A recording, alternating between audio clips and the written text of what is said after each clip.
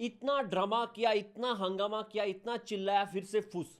मजा नहीं आया, बिल्कुल मजा नहीं आया। पाकिस्तान ने बॉयकॉट विड्रॉ कर लिया। मैं बहुत खुश था कि पाकिस्तान ने बॉयकॉट किया था। मतलब भीख मांगने का भी एक तरीका होता है। 1 फरवरी को इनके गवर्नमेंट से ट्वीट आया था कि हम 15 फेब को इंडिया के साथ कोलंबो में मैच नहीं खेलेंगे। 9 फेब, 8 दिन के अंदर इन्होंने ट्वीट कर दिया रात को कि हम तो खेलने के लिए तैयार हैं। अब शर्म नाम का चीज है ही नहीं। मतलब उनको पता था कि अगर ये पाकिस्तान इंडिया वर्सेस मैच नहीं होगा, जो पैसा आईसीसी कमा रहा था वो रेवेन्यू जनरेट नहीं होगा, तो हर एसोसिएट मेंबर को भी लॉस होगा। इन्होंने इनका फायदा उठा लिया। इनको चाहिए था अटेंशन का आईसीसी आगे भीख मांगे कि भाई खेल ले। जो हुआ वो हो गया। उनको चाहिए था अटेंशन, वो उनको मिल गया। आईसीसी के मेंबर्स गए पाकिस्तान, बोले खेल लो। और इन्होंने ट्वीट पे कहा भी है कि हम तो खेलने के लिए तैयार नहीं थे, लेकिन श्रीलंका के प्रेसिडेंट कॉल किया था। श्रीलंका के प्रेसिडेंट, ये तो मुझे लगता है झूठ लिखा है कि श्रीलंका के प्रेसिडेंट ने हमें कॉल किया, यूएई से हमें मैसेज आया, अदर मेंबर एसोसिएशन हमने कहा कि खेल लो भाई, तो हम खेल रहे, वरना हमारा इतना मन नहीं था। हमारी वजह से उनका लॉस होगा ये हम देखना नहीं चाहते, इसलिए हम खेल रहे। मैं जो चाहता था कि आईसीसी बोले कि भाग डीके बोस, मत खेल, बॉयकॉट करना बॉयकॉट कर, ठीक है। लेकिन फिर ऐसा होता है कि ग्लोबल बॉडी है, सबका सुनना पड़ता है, सबका लॉस होगा। लेकिन मेरा जो मानना है, बीसीसीआई इतना पैसा कमाता है, जितना लास्ट साल का मैंने देखा था 16,000 करोड़। कुछ पैसा एसोसिएट मेंबर को बीसीसीआई की तरफ से आईसीसी काट लेता, कि बीसीसीआई एसोसिएट मेंबर को जो लॉस हो रहा है पाकिस्तान इंडिया ना खेलने से, वो बीसीसीआई दे देता और पाकिस्तान को बाहर ही रखते इस टूर्नामेंट से, वो बेटर होता। पता नहीं क्यों, हालांकि र्यूमर्स बहुत आए कि पाकिस्तान ने बहुत सारे डिमांड रखा कि हाथ मिलाना पड़ेगा, चुम्मी देना पड़ेगा, बायलैटरल सीरीज खिलाओ। लेकिन जितना मैं जतिन सप्रू का वीडियो देख रहा था, ऐसा कोई डिमांड्स पाकिस्तान रखा नहीं है। और कल जो मोहसिन नकवी ने मुल्तान सुल्तान के प्रेस कॉन्फ्रेंस में कहा है, उन्होंने भी कहा ऐसा डिमांड मैंने कुछ रखा नहीं है, हमने 2 ही डिमांड रखा था कि बांग्लादेश पे कोई सैंक्शन ना लगाए जाए, ठीक है, और 2031 से पहले बांग्लादेश को एक आईसीसी टूर्नामेंट करने का एक होस्टिंग राइट दे दिया जाए। जो आईसीसी ने सुन लिया और हम मान गए। हमने तो पूरी लड़ाई बांग्लादेश के लिए किया, हम बांग्लादेश और हम भाई भाई है, और हम इस फाइट पे जीत गए। कितना जीता है मुझे नहीं पता, जो भी हुआ बहुत घटिया चीज हुआ इस देश में। To be very honest, Pakistan में रिटायरमेंट और बॉयकॉट, ये दो शब्द, उसका कुछ वैल्यू है ही नहीं। कभी भी प्लेयर्स रिटायरमेंट लेते हैं, कभी भी वापस आ जाते हैं, कभी भी बॉयकॉट करते हैं, कभी भी विड्रॉ कर लेते हैं। एशिया कप भी उन्होंने बॉयकॉट किया था, फिर आगे थे खेलने। तो मेरे समझ से बाहर है। मेरा जो पहले भी मैं कह चुका था, जो गंदे गंदे इशारे हैरी स्टफ ने एशिया कप में किया था इंडिया के मैचेस पे, उसके बाद पाकिस्तान के साथ खेलना बनता नहीं था हमारा, इससे पहले भी बनता नहीं था। हम क्यों खेलते मुझे पता नहीं है। टू बी वेरी ऑनेस्ट, मैं चाहता था कि सच में ऐसे बोले कि भाग डीके बोस, डीके बोस भाग, डीके बोस भाग, हमें खेलना नहीं है। लेकिन आईसीसी मान गए कि ठीक है खेल लो, तुम्हारे 2 डिमांड्स हम पूरी कर देंगे।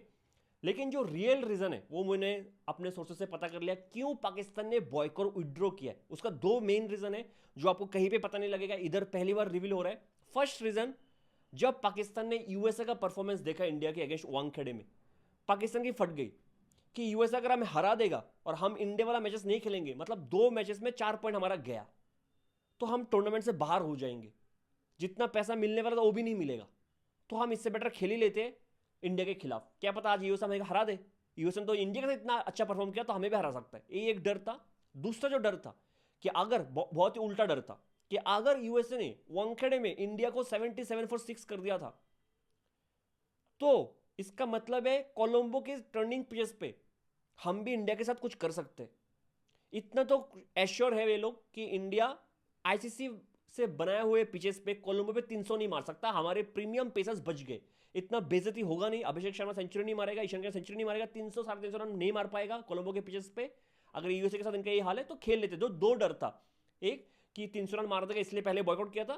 तो ये 2 रीजन को पता लग गया इंडिया का परफॉर्मेंस देख के और यूएसए का परफॉर्मेंस देख के। तो इस 2 रीजन को देखते हुए इन्होंने यू टर्न ले लिया कि कोई बात नहीं, सेफ खेलते, हम वापस आ जाते। शर्म इन पे है ही नहीं। मैं तो कहता हूं अगर इनको आप 5 केजी बासमती राइस और तुर दाल का पैकेट देते तो भी वो यू टर्न ले लेते। इससे अच्छा तो बांग्लादेशी है, बॉयकॉट किया तो किया एक मुस्तफिजुर रहमान के लिए, और फिर वापस नहीं आया, ना कुछ भीख मांगा, ना कुछ कंट्रोवर्सी किए, बाहर में जाए, ठीक है।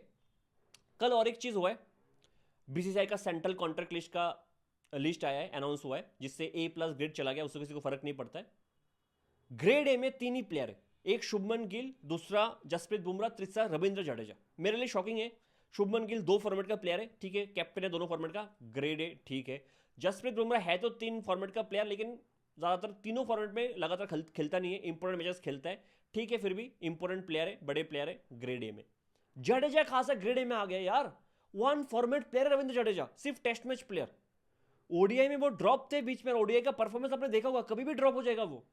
रविंद्र जडेजा ग्रेड ए में मेरे हिसाब से कहीं से भी सेंस नहीं बनता, जबकि अक्षर पटेल को अपने पिछले साल ग्रेड बी में था, ग्रेड बी से ग्रेड सी में डिमोट किया अक्षर पटेल को। मैं अगर अक्षर पटेल होता, मैं कोई और देश के लिए क्रिकेट खेल लेता। इतना अनफेयर ट्रीटमेंट अक्षर पटेल को मिलता है पूरे करियर पे। आप देख लो, न्यूजीलैंड वाले टेस्ट सीरीज से पहले अक्षर पटेल टेस्ट में लगातार बैट से परफॉर्म कर रहा था, लगातार बॉल से परफॉर्म कर रहा था, अपने टेस्ट में से उसको ड्रॉप कर दिया, ठीक है। ओडीआई से अभी कैसे साउथ अफ्रीका वाले ओडीआई सीरीज से वो ड्रॉप हो गया उसको खुद नहीं पता। टी20 में वो वाइस कैप्टन था, आपने वाइस कैप्टन से हटाया, शुभमन गिल को वाइस कैप्टन बनाया, फिर से हटाया, फिर से अक्षर पटेल को बनाया, मतलब जब मन किया बना दिया, जब मन किया छोड़ दिया।